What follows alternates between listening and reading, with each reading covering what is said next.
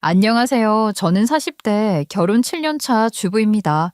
여러분들은 살면서 어떤 시집살이를 당해본 기억이 있는지 궁금하네요. 저는 사실 시어머니와는 사이가 상당히 좋은 편이랍니다. 그래서 시집살이를 시어머니께 당해본 기억은 전혀 없어요. 하지만 시어머니가 시키지 않는다 하더라도 시집살이를 당할 일들이 꽤 있더라고요. 바로 시누이들에게서요. 제가 오늘 여러분들께 들려드릴 이야기는 시어머니보다 더한 시누이들의 이야기랍니다. 결국에는 인생의 천벌까지 받게 된 시누이들의 몰락, 지금부터 시작해 보도록 하겠습니다. 어릴 때부터 저는 참 똑부러지는 성격이었어요. 뭐 하나 애매하게 넘기는 법이 없었죠. 누가 제 앞에서 억울한 일이라도 당한다. 그러면 제가 제일 먼저 몸으로 나서던 애였어요. 그래서인지 나중에 시댁에서 온갖 말도 안 되는 일들이 터졌을 때도 제가 결국 끝까지 결판을 내버렸던 게 당연한 흐름이었겠지요. 저는 한번 마음을 먹으면 그냥 넘어가는 법이 없었거든요. 우리 집은 어릴 때부터 엄청 엄격했어요. 특히 예의 범절은 철저했죠. 우리 친할아버지가 서예를 하시는 분이셨거든요. 방 안 가득 먹향기가 퍼지고 벽에는 멋들어진 묵서가 걸려 있었죠. 저는 그 앞에서 발끝만 까딱하면서 숨도 조용히 쉬어야 했고요. 글씨 하나를 보면 사람 됨됨이를 안다. 그러니까 항상 곱고 올바르게 글씨를 써야 하는 법인 게야. 저는 어린 마음에 그게 무슨 말인지 몰랐지만 괜히 글씨 삐뚤게 쓰면 사람이 비뚤어진 것처럼 보일까봐 무서웠어요. 그래서 교본 들고 방바닥에 배 깔고 글씨 연습을 얼마나 했는지 몰라요. 덕분에 글씨는 곱게 쓰게 되었지만 제 성격도 그 영향으로 조금 너무 곱게 자라난 것 같아요. 책도 많이 읽었어요. 부모님이 늘 그러셨거든요. 공부 조금 못해도 괜찮아. 대신 상식은 많아야 하고 예의를 갖춘 사람이어야 해. 그리고 젓가락질, 이것도 정말 혹독하게 배웠어요. 어릴 때 밥상에서 젓가락을 손가락 사이에 대충 걸쳐 잡으면 아빠가 조용히 젓가락을 제 손에서 빼가곤 했어요. 그러면 저는 손끝을 바들바들 떨면서 바른 자세를 다시 잡았어요. 쩝쩝거리는 건 더 큰 문제였죠. 엄마는 그 부분을 특히나 엄하게 가르치셨어요. 어떤 사람들은 우리 부모님이 남의 눈을 너무 의식한다고 생각했을지도 모르지만 저는 그런 생각을 별로 안 해요. 왜냐하면 말이죠. 그런 교육들이 결국 다 제 삶에 도움이 됐거든요. 실제로 시부모님이 저를 처음 봤을 때 얘는 참 단정하고 예의가 바르다라고 칭찬하셨던 게 아직도 기억나요. 저는 그게 그냥 우연이라고 생각하지 않아요. 근데 물론 그런 성격이 친구들한테는 별로였죠. 제 별명이 뭐였는지 아세요? 일름보였어요. 지금 생각하면 좀 귀엽기도 한데 그땐 그 별명이 너무 싫었어요. 친구들끼리 싸우기라도 하면 저는 거의 반사적으로 선생님한테 뛰어갔거든요. 선생님, 은지가 민지 도시락 뺏었어요. 선생님, 애들이 또 몰래 뛰어다녀요. 크면서도 그 고집과 직선적인 성격은 잘 줄어들지 않았어요.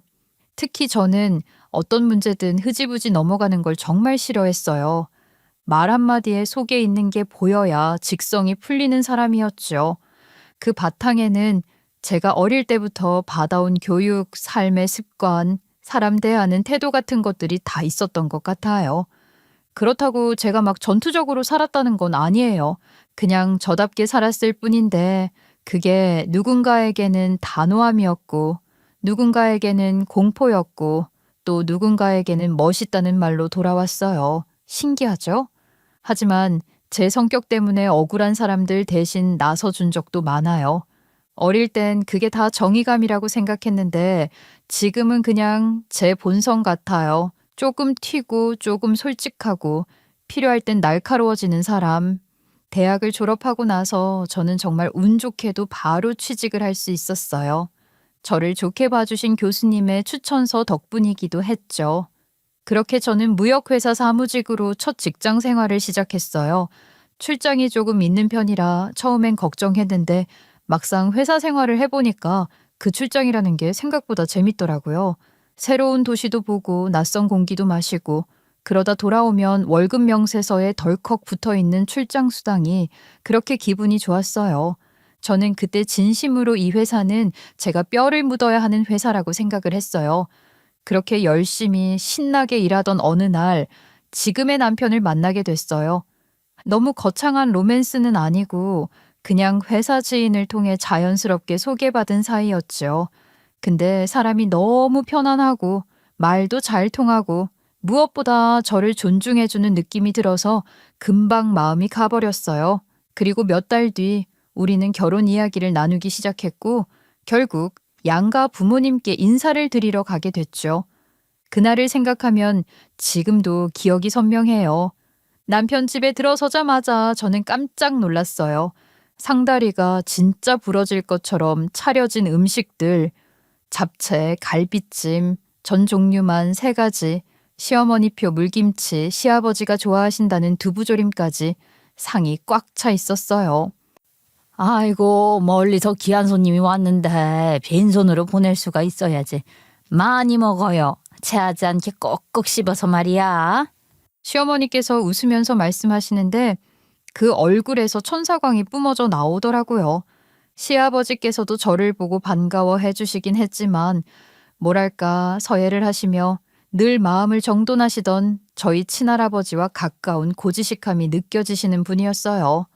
그래도 결혼을 하면 시댁 식구들과는 별 탈 없이 잘 지낼 수 있을 것 같다는 생각이 들기도 했어요. 특히 시아버지께서는 당뇨가 심하셔서 드시고 싶은 음식도 마음껏 못 드신다는데 그걸 옆에서 꼼꼼하게 챙기시는 시어머니 모습이 정말 감동이었어요. 남편이 항상 그 부분을 자랑스럽게 말을 했었거든요. 남편은 막내 아들이었어요. 위로 시누이가 둘 있었는데 쌍둥이라더라고요. 첫째 시누이는 결혼을 일찍 했다가 이혼을 하고 지금은 혼자 자유롭게 지내고 있고 둘째 시누이는 오래 만난 남자친구에게 바람을 맞고는 비혼을 선언했대요. 둘은 같이 집을 구해 동거 중이라고 들었어요. 보통 제가 시댁에 인사를 드린다고 하면 한 번쯤 얼굴을 비출 법도 한데 그날 시누이들은 그림자도 안 보였어요. 그냥 본인들의 일상과 인생이 더 중요한 느낌이었달까요? 근데 그 형님들께 인사를 못 드려서 어떡하지? 나중에 따로 자리를 마련해서 인사를 드려야 할까? 누나들? 아, 됐어. 신경 안 써도 돼. 누나들은 남 일이 별로 관심이 없어서 시간 아깝다고 만나지 말자고 할 거야. 그때 저는 정말 바보같이 고개를 끄덕였어요. 자유로운 영혼이구나 하고 좋게만 해석했죠. 그게 진짜 제 인생 최대 착각이 될 줄은 그때는 몰랐어요. 제가 인사를 드린 뒤에도 시어머니는 따로 몇 번 더 뵙게 되었는데 천사 같은 시어머니께서는 절대 며느리를 귀찮게 하는 성격이 아니셨어요. 연락도 먼저 거의 안 하시고 아주 가끔 정말 피치 못해 어쩔 수 없이 연락을 하실 때마다 바쁘면 나중에 통화를 해도 된다고 시간 괜찮냐고 꼭 물어봐 주셨거든요. 세상에 이런 시어머니가 어디 있겠어요. 천사 같은 시어머니께서는 저에게 무언가를 부탁할 때도 엄청 조심스럽게 이야기를 하셨어요. 어찌 보면 며느리한테 당당하게 시켜도 될 일인데도 꼭 제 의중을 살피셨고 제 눈치를 보셨죠. 그런 시어머니가 가끔은 안쓰럽게 느껴질 때도 있었어요. 그리고 시간이 지날수록 저를 정말 귀하게 생각해 주시는 분이구나. 그리고 이렇게 착하고 조심스러운 분과 가족이 된다면 앞으로의 결혼 생활도 얼마나 평화롭고 따뜻할까 하는 생각을 하게 됐죠. 어머님, 제가 딸 같은 며느리까지는 아니어도 그래도 서로 살갑게 지낼 수 있으면 좋겠어요. 어머니가 먼저 연락하시는 것도 전혀 부담 안 돼요. 오히려 편하게 해주시면 더 좋아요. 우리 딸들은 내가 먼저 연락하는 거 정말 싫어해. 내가 뭘 조금이라도 잔소리하면 아주 집안을 엎어버릴 판이야. 그래서 딸들한테는 먼저 말 꺼내는 것도 어색하고 그래. 며느리한테도 그러면 안 되지 싶어서 내가 괜히 조심스러웠어. 저는 그 말을 듣고 정말 의아했어요. 아니, 엄마가 딸한테 잔소리 좀 하면 그게 그렇게 난리가 날 일인가 싶었거든요. 저는 엄마와 사이가 좋았거든요. 어릴 때는 엄마가 엄격해서 조금 무섭긴 했지만 그래도 기본적으로 저는 엄마와 티격태격해도 서로 금방 풀리고 대화도 많고 잔소리를 들어도 아유 또 시작이네 이러고 말았어요. 엄마에게 잔소리했다고 집안을 난장판으로 만든다? 전혀 상상이 안 됐어요. 시누이들은 대체 어떤 성격을 가진 사람들일까? 처음엔 정말 순수한 호기심이었어요. 그런데 명절이나 가족 식사 같은 자리에서 시누이들을 직접 보게 되면 그 호기심은 바로 공포와 의문으로 바뀌었죠. 왜냐면 이 시누이들이 쌍둥이란 말이에요. 그런데 그냥 닮은 정도가 아니고 진짜 거울 복제본처럼 똑같이 생겼어요. 근데 더 황당한 건 이 두 사람이 매번 같은 옷을 입고 등장한다는 거예요. 같은 코트, 같은 원피스, 심지어 메이크업도 거의 복부 수준. 머리 기장부터 컬의 방향까지 똑같으니까 저는 매번 혼란의 도가니에 빠졌어요.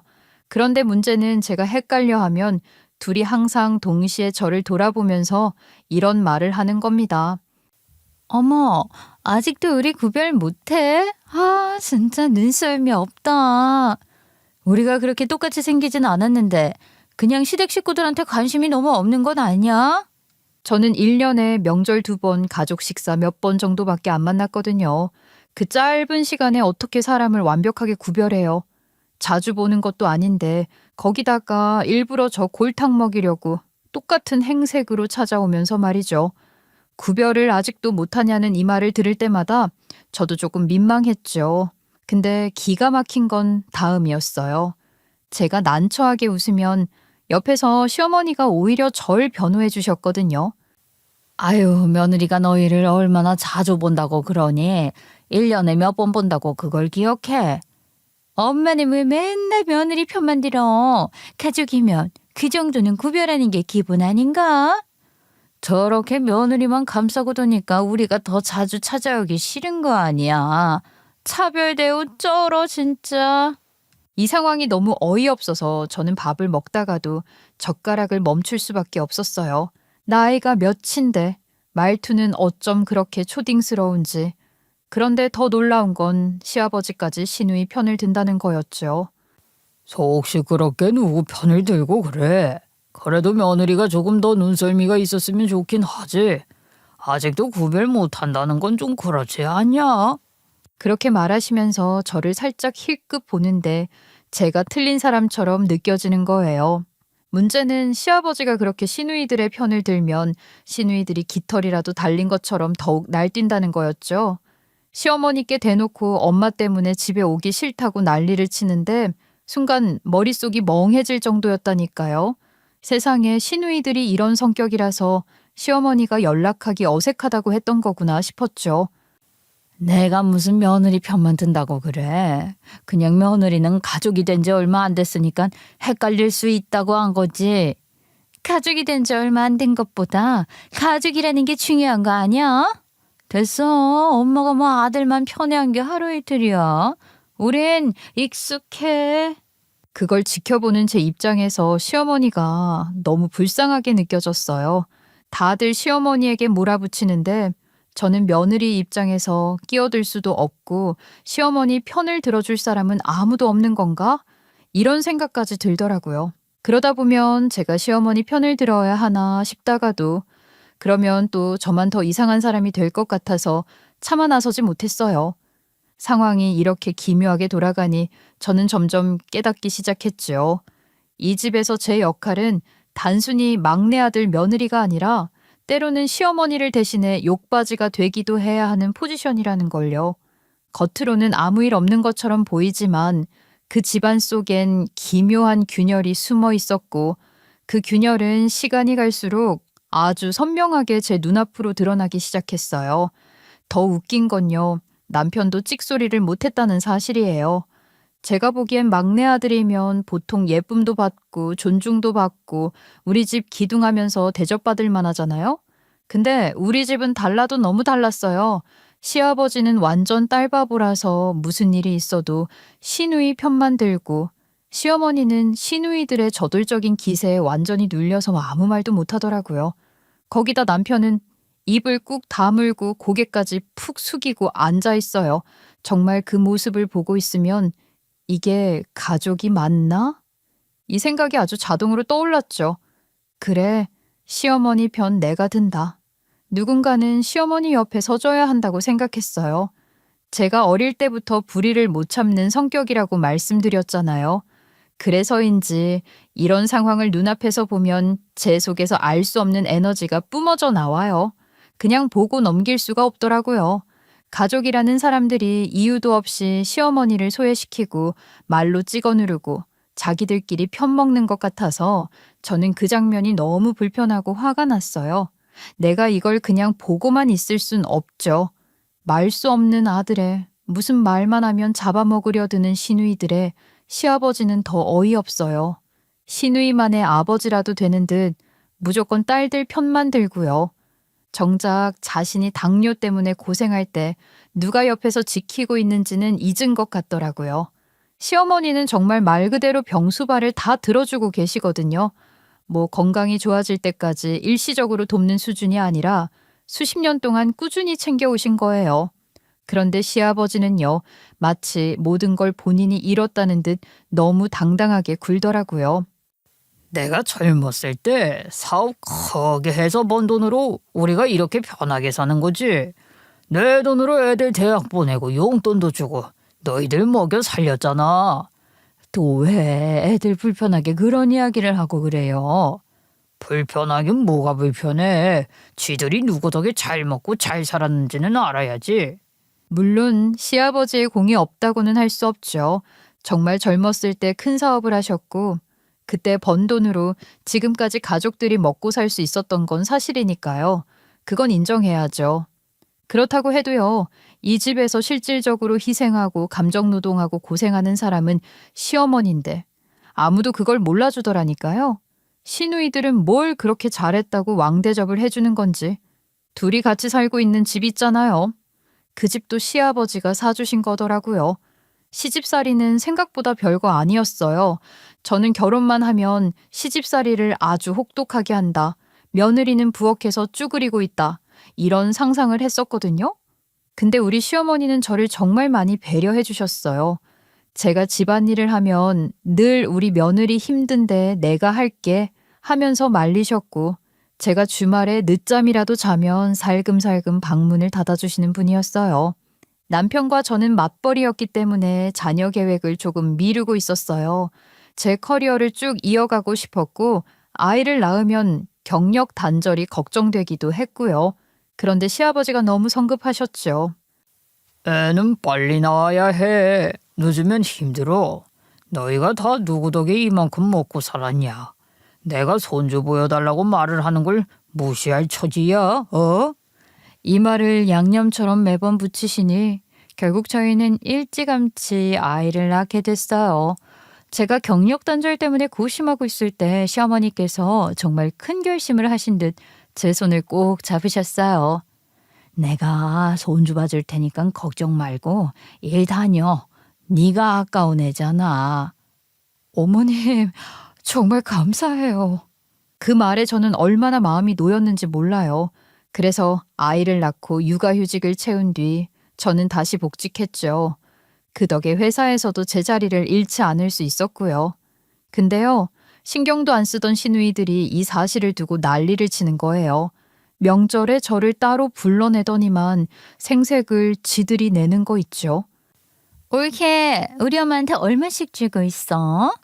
네? 무슨 소리를 하시는 거예요? 아니, 애 보느라 엄마 힘든데 당연히 용돈 줘야 하는 거 아니야? 사실 제가 이미 시어머니께 여쭤봤었어요. 아이를 봐주시는 게 감사하니 매달 용돈을 드리겠다고요.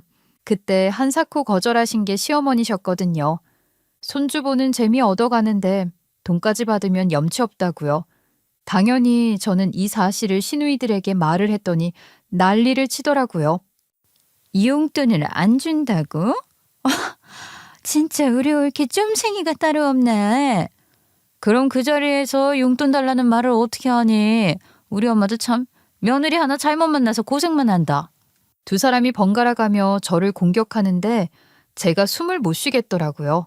결국 시어머니께 다시 말씀을 드렸더니만 손사래까지 치면서 애들이 이상한 소리를 한 것 같다고 며느리한테 용돈 받을 생각 없다고 하셨어요. 도대체 어느 장단에 맞춰서 춤을 춰야 할지 모르겠더라고요. 결국 남편이 나섰죠. 누나들이 하도 못 살게 구니까 그러는 거 아니야. 조금이라도 받으세요. 애들이 그랬다고? 얘네들이 이런 소리를 할 줄 정말 몰랐다. 지들은 맨날 돈 달라 뭐 해달라 부탁만 하면서 왜 너희 일에까지 참견을 하는지 모르겠다. 내가 다 미안하다. 저는 그 말이 더 마음 아팠어요. 어머니가 왜 이걸 미안해 하시지? 사실 제가 미안하다고 해야 할 상황도 아닌데 시어머니는 늘 자기 탓을 먼저 하시는 분이셨어요. 그래서 더 마음이 짠했죠. 그 와중에 더 가관인 건요. 시누이들이 나이가 우리보다 많은데도 부모님께 돈을 달라고 입에 달고 살았다는 거예요. 첫째는 보험회사에서 일하고 둘째는 콜센터에서 일하는데 두 사람 다 입만 열면 돈이 없어 죽겠다, 용돈 달라 그런다는 거죠. 그러면 시아버지는 지갑을 쓱 꺼내고 시어머니는 한숨을 내쉬고 두 시누이는 당당하게 돈을 받아서 가고 그게 루틴처럼 반복되는 거예요. 근데 정말 맥이 빠지는 건요. 시아버지는 늘 우리 딸들 고생하면 안 되지. 이러면서 두 시누이는 사방팔방으로 챙겨주면서 정작 저희가 결혼할 때는 뭐 하나 해주신 게 없었다는 거예요. 저는 그때 진짜 충격이었어요. 아니, 시누이들이 지금 살고 있는 그 아파트 있잖아요. 그것도 시아버지가 해주신 아파트예요. 집값 오른 거 보면 기절할 정도죠. 그런데다가 매달 용돈까지 챙겨주신다니까요. 그런데 우리 결혼할 땐 뭐라고 하셨는지 아세요? 요즘은 젊은 사람들이 알아서 대출받아 집 마련하는 거야. 너희도 너희 살림은 너희가 시작해야지. 사실 시누이들의 집을 시아버지께서 해주신 걸 몰랐다가 알게 되었을 때 저는 그때 속이 너무 쓰렸어요. 아니 대체 기준이 뭐지? 우리는 막내인데 왜 우리만 자생력이 있어야 하는 거지? 싶었거든요. 저희가 대출 때문에 하도 힘들어하니까 결국에는 시어머니께서 저희 몰래 모아두신 적금을 깨서 우리 집 마련하는데 보태주셨거든요. 정말 너무 감사했는데 문제는 이 사실을 시누이들이 알았다는 거죠. 정말 득달같이 달려들더라니까요. 지들이 받아먹은 건 생각도 못하고요.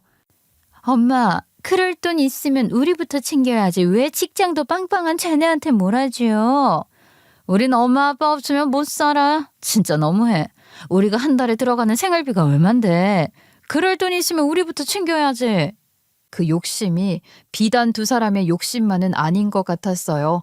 그냥 남편에게 무언가가 돌아가는 것 자체를 싫어하고 남편이 가진 것들을 다 빼앗고 싶어하는 것처럼 보였죠. 그래서 남편에게 물어봤어요. 근데 형님들이 왜 당신만 보면 못 잡아먹어서 안달인 거야? 원래 어릴 때부터 그랬어. 엄마가 우리 셋한테 똑같이 나눠줘도 누나들이 항상 내 걸 탐냈어. 왜 얘 건 더 좋아 보여 이러면서 난리였지. 우리 남편은 진짜 욕심이 없는 사람이거든요. 뭔가를 두고 경쟁하거나 더 가지려고 하거나 이런 성향이 거의 없어요. 그냥 중간만 하자. 이게 남편의 인생 모토예요. 그게 저는 처음엔 답답했는데 지금 와서 생각해보면 그 성격이 생겨난 이유가 너무 이해가 됐어요. 누나들의 욕심, 투정, 차별 의식 같은 걸 수십 년 겪다 보면 그 누구라도 조용하고 소극적인 성격이 될 수밖에 없겠다 싶더라고요. 그래서 저는 남편도 시어머니도 더 안쓰럽게 느껴졌어요. 그래서 저는 아이를 낳고 키우는 동안에도 주말이면 일부러 시댁을 자주 찾았어요. 물론 시누이들이 뒷말하는 거 다 알고 있었어요. 시아버지가 저를 보는 눈이 곱지 않다는 것을 어느 순간부터 느꼈거든요. 그리고 시누이들이 나중엔 제가 보는 앞에서 대놓고 말을 하기도 했고요. 옳게. 솔직히 시댁이랑은 거리가 멀면 멀수록 좋다는데 자꾸 찾아오는 이유가 뭐야? 그거 다 재산 상속 때문에 그러는 거지? 네? 그게 무슨 말씀이세요? 모른 척 지린다 진짜. 티나는 건 모르겠어? 우리 아빠한테 잘하고 엄마 도와주는 척하고 그거 전부 다 계산해가면서 하는 거잖아. 저는 그냥 진심으로 대할 뿐이에요.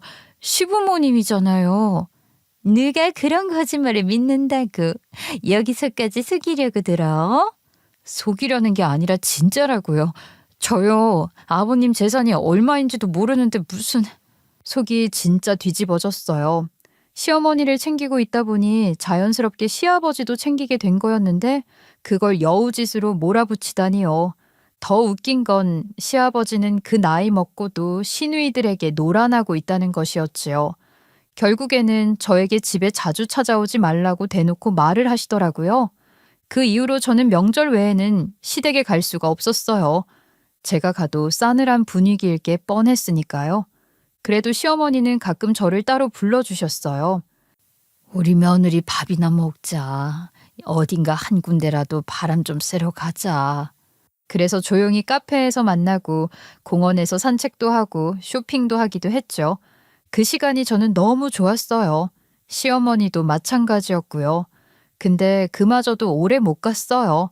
시아버지의 병세가 더더욱 심해진 이후부터는 시어머니가 밖에서 저를 만나는 것조차 불가능해졌거든요. 시아버지는 당뇨 때문에 하루 세 끼 모두 특별식을 드셔야 했고 약도 종류가 많아서 시어머니가 정말 꼼꼼하게 챙겨야 했어요. 저는 그걸 알기 때문에 아무 말도 못했어요. 그렇게 결혼 생활 5년 차가 되던 해 시아버지가 당뇨 합병증으로 갑자기 쓰러지셨어요.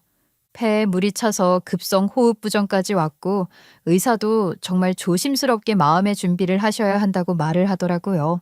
그렇게 매일같이 병원을 오가며 시아버지 옆을 지켰어요. 사실 시아버지보단 시어머니가 조금이라도 쉴 시간이 필요하실 것 같아서 찾아간 거였지만요. 근데요, 그때조차 시누이들은 코빼기도 안 보였어요. 아니, 아버님이 자가업도 안 되고 오늘 내일 하시는데 형님들은 왜 코빼기도 안 비춰? 몰라, 바쁘다고 하던데. 연락은 했는데 올 생각 없어 보이더라. 그 말 듣고 저는 너무 어이가 없었어요. 평소엔 시아버지 옆에서 꼬리를 살랑살랑 흔들더니 정작 진짜 위급한 순간엔 그림자도 안 보인다니. 결국 시아버지는 유언조차 남기지 못한 채 돌아가셨어요. 그리고 장례식장에서 난리가 완전히 터지고 말았죠. 재산 문제 때문이었어요. 유언이 없으니까 법적으로는 재산이 전부 시어머니에게 가게 되어 있었어요. 그걸 들은 시누이들이 벌떡 일어나서 소리 지르기 시작했어요. 왜 엄마가 다 가져가? 반은 우리 줘야지. 엄마가 재산 챙겨서 몰래 빼돌리면 어떡해? 장례식장에서 딸들이 할 이야기입니까? 정말 아수라장이 따로 없더라고요. 나중에 결국 변호사가 따로 설명까지 했어요. 지금은 시어머니가 전부 상속받는 게 세금 문제 처리하기 가장 좋다고요. 나중에 절차에 따라 배분이 가능하다고요. 그런데요, 시누이들은 당장에 돈에 눈이 멀었는지 시어머니가 돈 빼돌릴 것 같다고 당장 내놓으라고 난리도 아니더라고요. 누나들, 작작 좀 해. 남들이 다 쳐다보는데 지금 뭐 하는 짓이야. 장례식장 전체가 얼어붙을 정도로 큰 소리를 쳤고 시누이들은 그제야 입을 닫았어요. 남편이 저렇게까지 화를 낸 건 그때가 처음이었어요. 평소엔 말이 없어서 속이 깊은 건지 포기한 건지 모르겠을 정도였는데 그날만큼은 얼굴이 시뻘개져서는 치를 떨더라고요. 그렇게 난리가 끝나고 나서야 결국 협의가 됐어요. 상속은 일단 전부 시어머니 앞으로 받고 이유 하나씩 나누는 방식으로. 이유는 의외로 싱거웠어요. 시누이들이 지금 살고 있는 집이며 매달 받아온 용돈들까지 전부 상속 재산으로 잡히면서 세금을 어마어마하게 물게 생긴 겁니다. 그동안 받아간 돈이 얼마나 많던지 변호사도 혀를 내두를 정도였어요.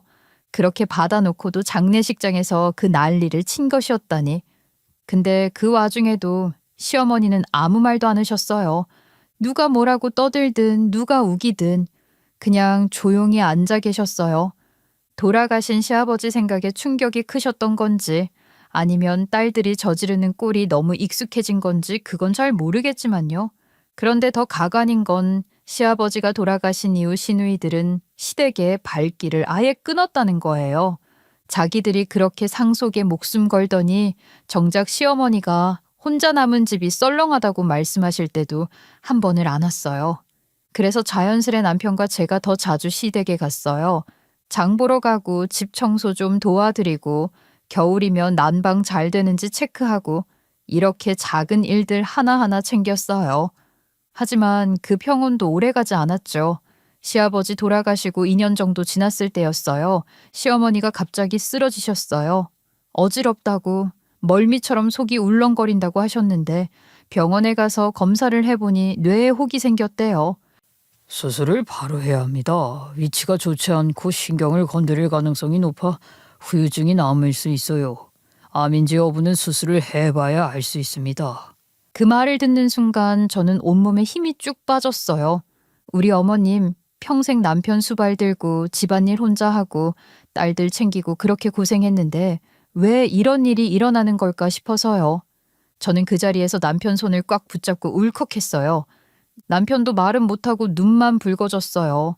그래도 해야 할 건 해야 하니까 시누이들에게 바로 전화를 걸었어요. 첫째 형님, 어머니 수술 날짜 잡혔어요. 2주일 뒤에요.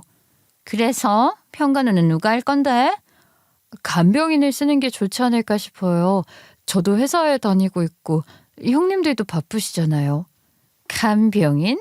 비싸지 않아? 아니, 뭐 우리 셋이서 돌아가면서 평간호를 하면 충분하지 않겠어? 형님, 시간 뺄 수 있으신 거예요? 내가 둘째한테 말해볼게.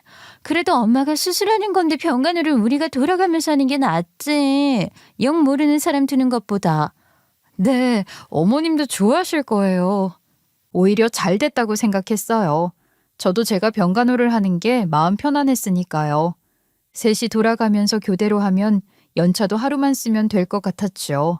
수술 당일 저는 연차 내고 아침부터 병원에 대기했어요. 남편이랑 같이 기도를 하면서 기다리는데 수술이 생각보다 오래 걸렸어요. 그래도 시간이 흐르자 수술이 잘 되었다면서 조직 검사를 해봐야 알겠지만 암은 아닐 것 같다는 의사 선생님의 말도 들려왔죠. 수술이 잘 끝났으니 이제 시누이들이랑 바톤 터치를 하면 되겠다 싶었어요. 그런데 제가 아무리 연락을 해도 시누이 2사람 모두 다 연락을 안 받는 겁니다. 그리고 정확히 3시간 뒤에 전화도 아니고 문자 한 통이 도착했어요. 올케, 우리 일본 여행 왔어. 온천 여행. 올케가 우리 엄마한테 미안하다고 대신 전해주고 엄마 간병도 잘해. 미친 거 아니냐고요. 저는 진짜 그날 혈압이 머리끝까지 솟구치는 기분이었어요. 아니 분명히 제가 수술 날짜를 직접 말했고 시누이들이 먼저 간병인 쓰기 아까우니까 우리가 셋이 돌아가면서 하면 돼. 엄마 병간호는 아빠랑 달라서 편해. 이렇게 아주 자신만만하게 말했던 사람들이잖아요. 근데 그 입으로 말했던 그 사람들이 수술 당일에 연락 한 통 없이 싹 일본 온천 여행을 갔대요. 그걸 저는 수술 끝나고 회복실 앞에서 몇 시간 떨면서 기다리다가 알게 된 거예요. 정말 이게 자식이 할 짓인가요? 아니, 사람도 아닌 것들이죠.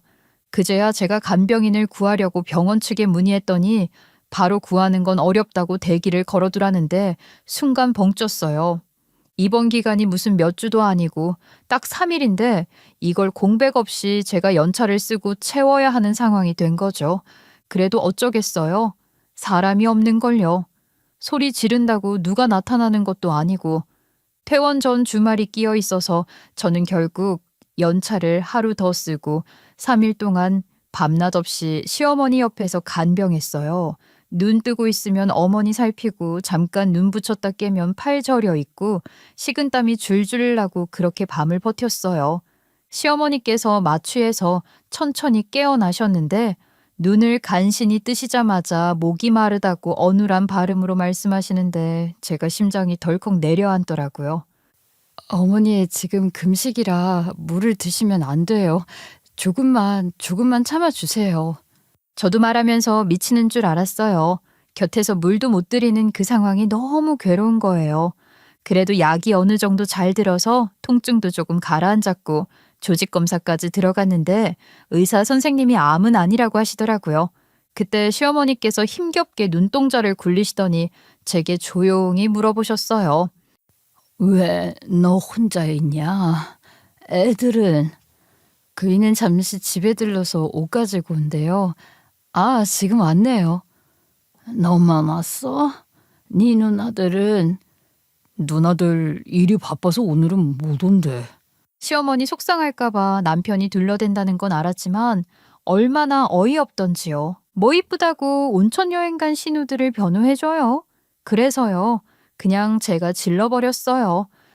어머님, 형님들 지금 일본 온천 여행 갔어요. 저보고 교대로 병간호하자고 해놓고 제가 간병인 안 구해도 된다니까 알겠다고 해놓고 글쎄 여행을 갔대요. 어떻게 그럴 수가 있죠?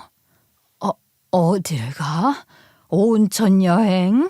시어머니의 손가락이 살짝 떨리더니 갑자기 휴대폰을 찾으셨어요. 저는 얼른 휴대폰을 건네드렸어요. 시어머니는 통화 버튼을 눌렀고 몇 번의 신호음 후에 통화가 연결됐어요. 그 다음은 뭐 뻔한 상황이었죠. 전화를 받은 시누이들은 아주 신이 난 목소리로 말을 하대요. 엄마 깼어?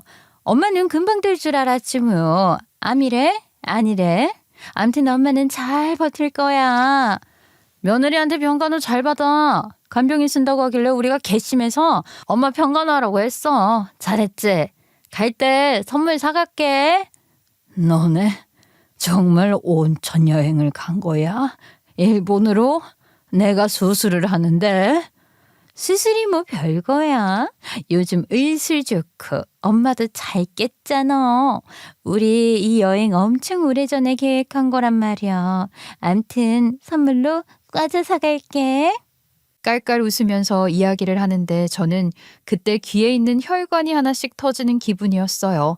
정말 말도 안 되는 몰상식과 무책임과 후안무치함이 한꺼번에 눈앞에서 폭발하는 느낌. 저는 열불을 삭히려고 손부채질을 하고 있는데 시어머니께서는 전화를 끊자마자 아무 말도 없이 눈물을 뚝뚝 흘리시는 게 아니겠어요?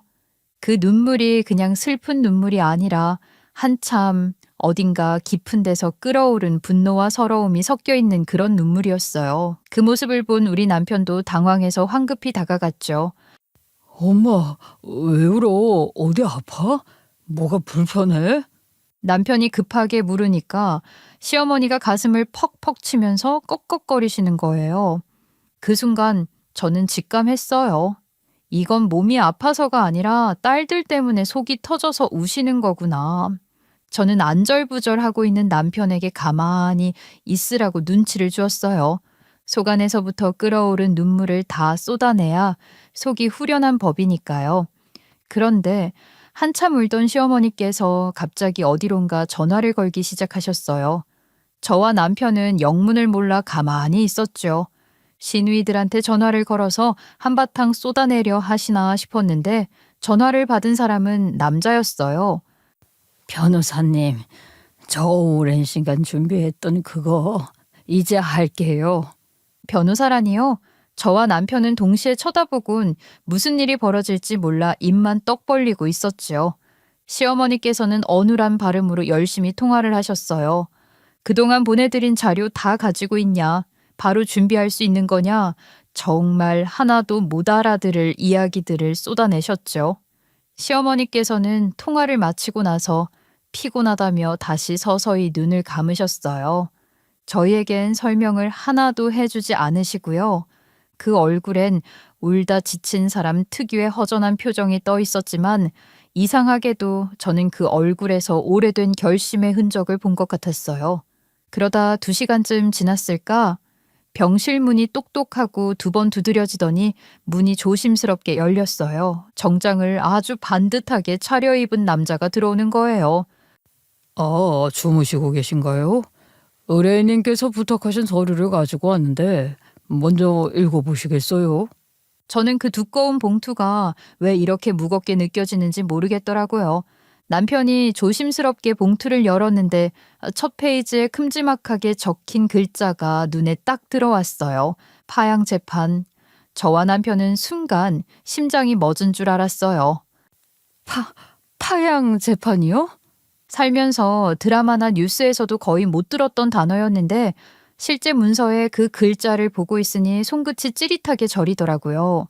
근데 다음 페이지를 넘기다가 저랑 남편이 동시에 숨을 들이켰어요. 피고인의 시누이 둘의 이름이 딱 적혀 있는 거예요. 그 순간 병실 공기가 식어버린 느낌이었어요. 남편은 말 그대로 얼음이 됐고 저는 손으로 입을 막고 헛웃음도 못 내는 상태였어요. 그때 시어머니께서 천천히 눈을 뜨셨어요. 우리가 들고 있는 서류를 보고 눈빛이 아주 단단하게 바뀌었어요. 부모님 입장에서 자녀분들을 상대로 파양 소송을 제기하는 것은 극히 드문 일입니다. 하지만 의뢰인께서는 충분한 사유와 증거를 이미 다 갖추고 계십니다. 변호사가 줄줄이 설명을 해주는데 그 내용이 진짜 어떠한 막장 드라마보다 더 막장이고 더 현실적이고 더 충격적이었어요. 그날 저는 처음 알았어요. 제가 지금까지 겪은 일들이 그냥 시누이들의 철없는 행동이 아니라 수십 년 동안 시어머니가 혼자 전부 감당하며 참고 묵혀온 거대한 사건들의 일부였다는 걸요. 시어머니께서 조용히 눈을 감고 계시다가 아주 느리게 입술을 떼면서 이야기를 시작하셨어요. 저는 그 순간을 아직도 또렷하게 기억해요. 그 말투가 그냥 과거를 떠올리는 게 아니라 평생의 응어리가 목구멍까지 차올라서 겨우 눌러 담고 있는 듯한 느낌이었거든요. 사실 내 딸들 말이다. 내 친딸이 아니란다. 엄마 무슨 소리를 하는 거야? 누나들이 내 친누나들이 아니라고? 혹시 머리 수술하고 뭐 잘못된 거 아니지? 너희 아버지한테 아주 오래 사랑했던 여자가 있었어. 첫사랑이지. 그 말을 듣는 순간 저는 머릿속이 하얘졌어요. 시어머니 입에서 시아버지의 첫사랑 이야기가 나오면서 시누이들이 친딸이 아니라는 이야기를 하는데 너무나도 상상되잖아요. 그리고 그 상상은 현실이 됐어요. 시아버지께는 정말 너무나도 사랑했던 여자가 있었는데 그 여자가 엄청나게 가난했대요. 가진 것도 전혀 없고 배운 것도 전혀 없고 사회적으로는 홀로 설 수 없을 만큼 아무런 기반도 없는 여자였대요. 시아버지께서는 당시에 사업을 막 시작하고 있었고 반응이 점차 오고 있었고 그래서 사업에 도움이 되는 집안의 여자와 혼인을 해야 했대요. 그게 바로 시어머니였던 것이었죠. 저는 그 말을 듣는데 숨이 막히더라고요. 시어머니가 어떤 삶을 살아왔는지 단 한 문장으로 너무 잘 보였어요. 그래서 너희 아버지는 사랑은 첫사랑한테 하고 가정은 나와 꾸렸던 거야. 시대가 그랬다. 어쩔 수 없는 선택이었어. 그렇게 네 아버지와 결혼을 하고 나서 우리 사이엔 아이가 없었다. 그럴 수밖에. 허구한 날 그 첫사랑이랑 시간을 보내는데 무슨 애가 들어서겠니? 그러던 어느 날 그 첫사랑이라는 여자가 나를 찾아왔다. 임신을 했다고 말이야. 미친 거 아니에요? 아니, 이런 걸 평생 참고 숨기고 사셨다고요? 어쩌겠니? 당시에 이혼을 하면 여자는 숨죽여 살아야 했던 시기였는데 게다가 우리 집안의 재산이 사업에 큰 도움이 되고 있었으니 그 인간도 나랑 이혼을 할 생각은 눈꼽만치도 없었지. 그래서 그 첫사랑에게 위자료를 주고 양육비도 주는 대신 2번 다시는 만나지 않는 걸로 정리를 하기로 했다. 그럼 어머님, 형님들이 그 아버님의 첫사랑 자식이라는 말이에요? 내 호적에 올려달라고 사정사정을 하더라. 자기 자식만큼은 자기 성을 따라야 한다고 말이야. 나는 끝까지 거절했다. 그럴 거면 이혼하고 가라고. 하지만 그 인간은 나랑 이혼은 죽어도 안 된다고 했어. 결국 첫사랑이라는 여자 호적에 올라갔지. 그런데 말이야, 그 애들이 한 3살쯤 됐을 땐가 첫사랑이라는 여자가 찾아온 거야. 더는 못 키우겠다. 자기도 새삼 살고 싶다면서 쌍둥이들을 우리 집 앞에 버려두고는 도망을 쳤어. 그래서 어머님이 키우셨다고요? 그럼 어쩌냐. 고아원은 죽어도 못 보낸다고 하지. 자식은 없지. 결국 양녀로 입양을 했지. 그리고 그 뒤에 우리 막내를 임신하게 된 거야. 누나들이 항상 내 것을 탐내고 빼앗고 욕심을 부리던 게 전부 그래서였어. 그래, 걔들도 살고 싶어서 아등바등하는 거라고 생각하고 더 잘해주려고 노력했다 나는. 아무리 그 핏줄이 싫어도 말이다. 애들이 무슨 죄겠나 싶어서 말이야. 애들을 키우면서 속이 상하고 몇 번이고 접시물에 코를 박고 싶어도 참았다. 아니, 참을 수밖에 없었어.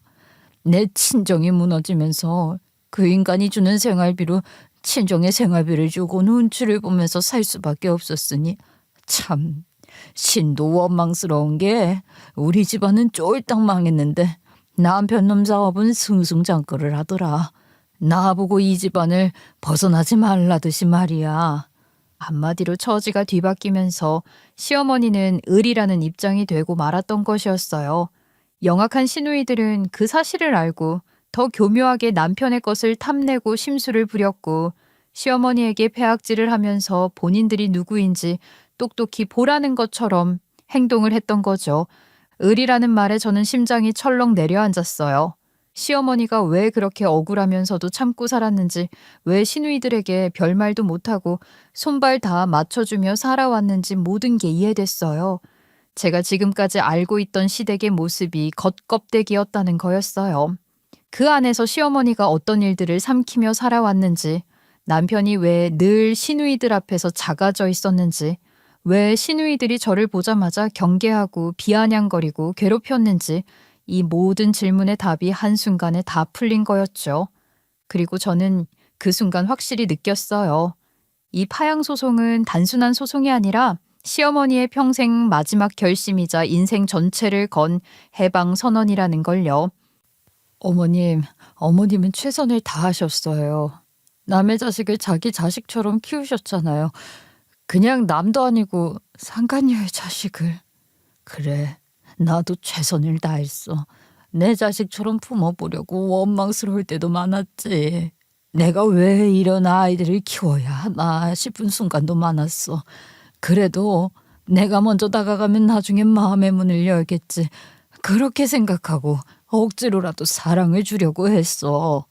이 말을 듣는 순간 제 가슴이 콱 하고 막혀버렸어요. 대체 얼마나 외롭고 힘들었으면 저런 말을 병상에서 쏟아낼까 싶어서요. 말이 어눌해서 알아듣기도 힘들었고 시어머니께서도 목이 많이 마르셨을 텐데 그럼에도 꾸역꾸역 뱉는 말이 가슴을 무겁게 눌러댔어요. 시어머니께선 얼마나 더 눌려 있으셨을까요? 이야기를 듣는 내내 찍소리도 낼 수 없었어요. 시어머니의 이야기는 끝이 아니었어요. 그렇게 시누이들을 위해서 마음을 쓸 때마다 시누이들은 그런 시어머니의 마음을 이용해 먹었대요. 입에 담기도 싫은 말들을 수없이 뱉어내면서 하루 종일 상처를 내려고 그 상처를 쑤시려고 덧내고 그랬대요. 니년만 아니었으면 우리 친엄마가 그 자리에 앉아 있을 텐데 네가 아들을 낳았다고 유세라도 부릴 줄 알았냐? 너는 우리 아빠 재산을 단 한 푼도 가져갈 수 있는 사람이 아니다.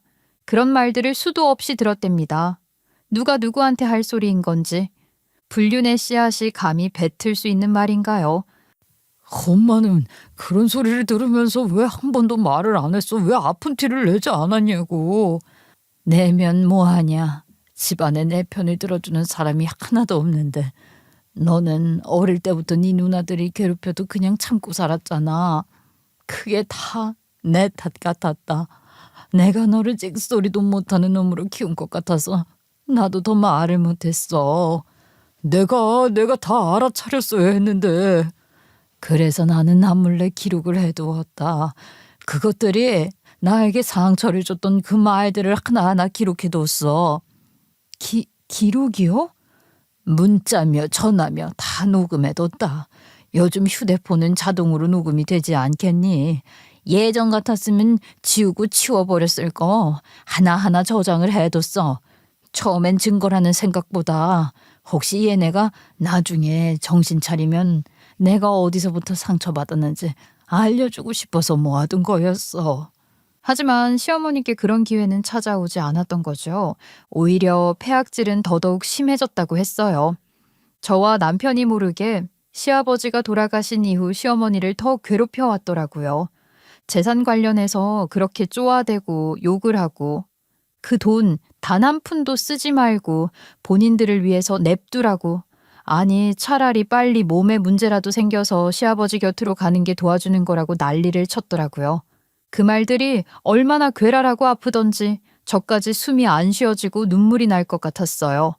시어머니는 그걸 어떻게 혼자 감당하신 걸까요? 쳐 죽일 년들, 당장 갈아 마셔도 시원치 않을 년들, 인간도 아닌 년들, 제 입에서는 쉬지 않고 욕설이 나왔어요. 그래, 내가 평생 참아가며 키워준 애들인데 끝까지 나를 사람이 아니라 돈줄로만 보더라. 그게 파양을 결심하게 된 이유야. 사실 변호사랑은 오래전부터 준비해 왔어. 근데 평생 키운 자식이라고 쉽게 발을 못했지. 근데 이번에 너희 아버지 돌아가시고 애들이 나한테 한 짓들을 보니까 이젠 정말 아니더라. 나를 엄마라고 부르는 것조차 참을 수 없더라. 그 순간 병실 공기가 얼어붙은 것처럼 느껴졌어요. 너무 무겁고 너무 슬프고 너무 아픈 진실이었어요. 그럼 재산 쪽은 어떻게 처리를 하시려고요? 물론 저희가 욕심나서 하는 말은 아니에요. 그걸 빌미로 어머님을 더 괴롭힐 수도 있잖아요. 그건 걱정 마라. 걔들이 지금까지 지 아버지한테 받아먹은 돈, 그게 지들이 받아야 할 상속 비율보다 훨씬 높아. 네? 훨씬 더 많다고요? 그럼 어떻게 되는 건데요? 변호사가 다 계산해 줬어. 어릴 적부터 지원해준 학원비, 생활비, 집, 용돈을 제외하고 성인이 된 다음부터 치더라도 다 합치면 상속분보다 훨씬 많은 돈이 이미 넘어갔더라. 그래서 파양 재판을 하면 걔들이 지금 살고 있는 아파트도 다시 다 가져올 수 있다고 하더라. 그럼 그 말은 누나들은 상속권도 없어지는 거고 이미 받은 재산도 다 내놔야 한다는 뜻인 거예요? 그래, 상속권은 당연히 박탈되고 받은 재산은 어디서 났는지 전부 소명해야 하고 세금 문제 얽힌 것도 있어서 그 집은 다시 내가 가져올 수도 있다고 변호사가 말했어. 그 말에 저는 소름이 다 돋았어요. 시어머니께서는 저를 보면서 결심은 다 섰다고 이제는 행동으로 보여줘야 할 때라고 하셨지요. 그 눈빛은 흔들림 하나 없이 단단했고 평생 누구에게도 하지 못했던 결심을 드디어 행동으로 옮기기 시작한 사람의 얼굴이었어요. 그 순간 저는 확신했어요. 시누이들은 이제 끝났다고요. 그리고 시어머니의 인생도 이제야 처음으로 시어머니 자신의 손에 쥐어지기 시작한 거라고요. 시누이들이 일본에서 히히덕거리며 온천 즐기고 맛있는 거 먹고 SNS에 올라오기 민망할 정도로 유치한 인증샷을 올리고 있을 때였어요. 바로 그 시점에 시어머니께서는 파양 소송장을 접수하셨죠. 그리고 시누이들이 한국에 들어와서 여독을 푼다며 마사지 받고 집에서 드러누워 있으려던 그 순간 딱 맞춰 송달이 도착한 거예요. 제가 나중에 들었는데요. 시누이들이 그 종이를 받아든 순간 눈이 뒤집혀서 얼굴이 시뻘개졌다가 파래졌다가 했다더라고요. 그러고는 예상했던 대로 시댁으로 달려갔지만 이미 시어머니는 저희 집에 오셔서 조용히 안정을 취하고 계셨어요. 이 상황까지 전부 계산해 두신 거였죠. 그 뒤로 시누이들은 거의 미친 사람처럼 우리 집에 찾아왔어요. 문을 두드리며 소리를 지르고 계단에서 울고 어떤 날은 욕을 퍼붓고 어떤 날은 눈물로 감성팔이를 하더라고요. 엄마 파양이라니. 파양 재판이 다 무슨 소리냐고. 엄마는 우리 엄마라며. 엄마가 우리 끝까지 키운다며. 올케 짓이지. 올케가 여우년이라고 했잖아. 올케가 소송 걸자고 했지. 내가 전혀 아주 아작을 낸다. 아파트 주민들도 지나다니며 혀를 끌끌 찰 정도였어요. 경찰을 도대체 몇 번이나 불렀는지 모르겠어요. 근데 더 웃긴 건 뭔지 아세요? 그 경찰 출동 기록조차 시누이들에게는 치명적인 불리한 증거로 남았다는 거예요. 폭언, 협박, 난동. 이미 시어머니가 모아놓은 시누이들의 악행 증거에 경찰 기록까지 더해지니까 파양 재판은 진행되기도 전에 승패가 기울어버린 거죠. 결국 재판 결과는 시어머니의 완승이었어요. 재판부에서도 시누이들의 행적을 보고는 부모자녀 관계 유지가 불가능하다라고 결론을 내렸고 시누이들은 상속권도 전부 박탈됐어요. 그리고 파양 판결이 떨어진 직후 시누이들이 살고 있던 아파트마저도 그대로 빼앗겼어요. 제가 처음엔 그 집이 왜 시어머니 명의인지 이해가 안 됐거든요. 근데 진짜 놀라운 사실은 시어머니께서 상속세를 못 낸다며 발을 동동 구르던 시누이들을 위해 본인 명의로 먼저 상속을 받아서 세금 처리를 다 해두셨다는 거예요. 그땐 시어머니가 그 집은 시누이들 거니까 너희는 신경 쓰지 말라고 하셨었는데 이제 와서 돌이켜보니 혹시라도 본인에게 무슨 일이 생겼을 때라도 그 집만큼은 시누이들 몫으로 남겨주려는 마지막 배려였던 것 같아요. 근데 시누이들은 그걸 당연하게 여기고 심지어 더 내놓으라고 난동까지 부렸지요. 결국 파양이 되고 상속권이 사라지니까 그 집 역시 법적으로 모두 회수 대상이 되었고 시어머니가 깔끔하게 가져오신 거예요. 시누이들은 그제야 정신이 돌아와 울면서 찾아와서 이러더라고요. 우리가 잠깐 미쳤었어. 결국 낳아준 것보다 키워주는 애가 더 깊은 거였는데 우리가 너무 아무것도 몰랐어. 엄마는 우리 엄마 하나라고. 우리를 버린 엄마가 무슨 엄마겠어? 우리가 잘못했어. 다시 한 번만 기회를 줘. 근데 세상에 그걸 누가 믿겠어요. 평생을 괴롭히고 욕하고 재산만 밝히고 부모를 단순한 돈줄로 보던 사람들이 갑자기 사랑을 들고 찾아온다고 믿을 사람이 어딨어요. 천륜이라서 버리진 않으려 했다. 근데 더 이상은 내가 죽을 것 같아서 안 되겠어. 너희는 그냥 나에게 남이야. 그 말 듣자 시누이들 그대로 주저앉아 오열했지만 이미 돌아갈 수 없는 강을 건넌 뒤였죠. 그 뒤로 시어머니는 시댁집도 전부 정리하셨어요. 상속받은 재산 일부를 우리 부부에게 턱하니 주시면서 그러셨죠. 너희는 나한테 돈도 집도 필요 없다고 했지만 내 인생 마지막에 고마웠던 사람들이 너희뿐이었어. 저는 눈물이 핑 돌았어요. 남편도 옆에서 고개를 숙이고 흐느끼고 있었고요. 시어머니께서는 고맙다는 말을 끝으로 귀촌을 하셨어요. 공기 좋은 곳에 가서 아무도 없는 곳에 가서 혼자 하고 싶은 여유 있는 생활하며 늘어지고 싶다고요. 농사도 짓고 닭도 키울 거라고 김장철에나 놀러 오라고 하셨어요. 그 말 듣는데 가슴이 뭉클해지면서도 어찌나 든든하던지요. 그동안 시어머니가 얼마나 고통 속에서 살았는지 알게 된 뒤라 그 평온한 미소가 더 소중하게 느껴졌어요. 그리고 시누이들 근황은 정말 말 그대로 자업자득이라는 말밖에 없어요. 파양 이후 완전히 법적으로 남이 되어버렸고 상속권도 다 사라졌죠. 그 결과 자연스럽게 받았던 집도 회수됐고 밀린 세금 문제까지 터지면서 결국 두 사람 모두 월세 단칸방으로 밀려났어요. 직장도 시끄러운 소문 때문에 잃었고 본가에서도 완전히 끊겼고 주변 친척들은 다 등을 돌렸어요. 예전엔 엄마 돈으로 해외여행 다니고 명품 사고 온갖 뻔뻔한 짓을 하던 사람들이었는데 지금은 몇만 원도 아까워하며 서로에게 밥값을 떠넘긴대요. 그걸 또 자랑이라고 SNS에 둘이 사이 안 좋아진 걸 폭로하듯이 올렸대요. 덕분에 저는 구경만 쏠쏠하게 하고 있습니다. 저는 지금요, 정말 마음 편하게 살고 있어요. 남편은 시어머니께 진심으로 효도하려고 더 노력하고 저도 아이 키우며 제 일 열심히 하고 있어요. 무엇보다 시어머니가 행복한 노년을 보내고 계신 게 제일 큰 선물이죠. 그래서 저희 가족 이렇게 평생 행복할 수 있게 해달라고 기도해요. 여러분들도 같이 기도해 주세요. 제 이야기 들어주셔서 감사합니다.